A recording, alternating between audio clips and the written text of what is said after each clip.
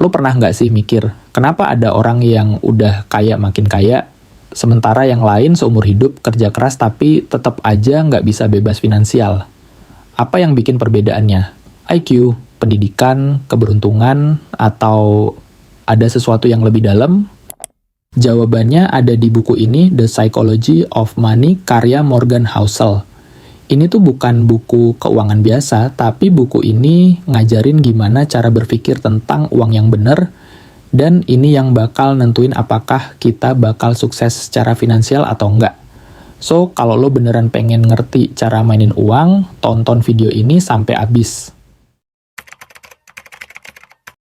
Buku ini tuh bukan ngebahas tentang cara jadi kaya dalam semalam, tapi lebih ke mindset dan psikologi yang bikin orang bisa ngelola uang dengan baik. Morgan Housel nunjukin kalau ngatur duit itu lebih ke masalah emosi daripada logika. Nah, kita bakal bahas beberapa konsep penting dari buku ini biar lo nggak jatuh ke jebakan finansial. Banyak orang mikir kalau makin gede gaji, maka makin kaya.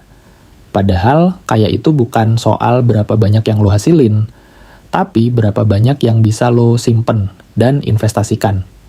Gua kasih contoh, Ronald Reagan. Dia itu cuma seorang tukang kebun dan janitor, tapi pas meninggal, kekayaannya lebih dari 8 juta dolar. Kok bisa? Karena dia hemat, disiplin nabung, dan invest di saham bertahun-tahun. Bandingin sama atlet atau artis yang pernah punya ratusan juta dolar tapi bangkrut karena gaya hidup yang boros. So, yang penting bukan seberapa besar penghasilan lo, tapi gimana cara lo ngelolanya. Warren Buffett itu mulai investasi sejak umur 11 tahun, dan sebagian besar kekayaannya dia dapat setelah umur 50 tahun. Artinya, yang bikin dia kaya gila-gilaan bukan cuman skill investasinya, tapi waktu. Ini namanya efek compounding atau bunga berbunga.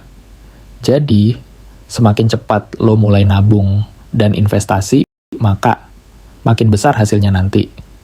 Sering banget kita mikir, baru punya duit dikit, nanti aja investnya.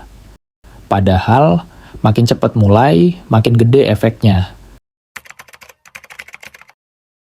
Pernah nggak lo lihat orang yang gajinya gede tapi tiap akhir bulan tetap bokek? Itu bukan karena mereka nggak pinter, tapi karena mereka nggak bisa ngontrol diri.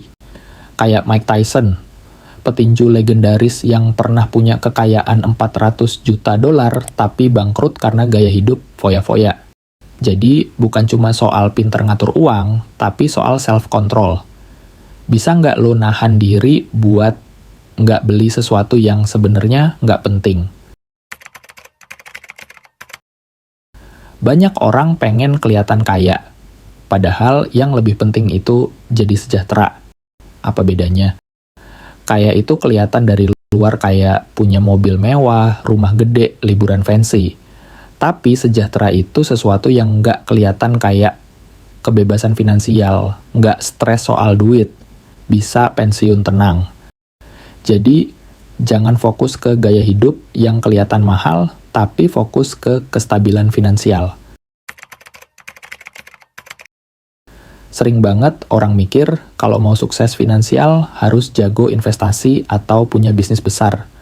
Padahal kadang cara terbaik buat bertahan adalah dengan nggak ngelakuin kesalahan fatal.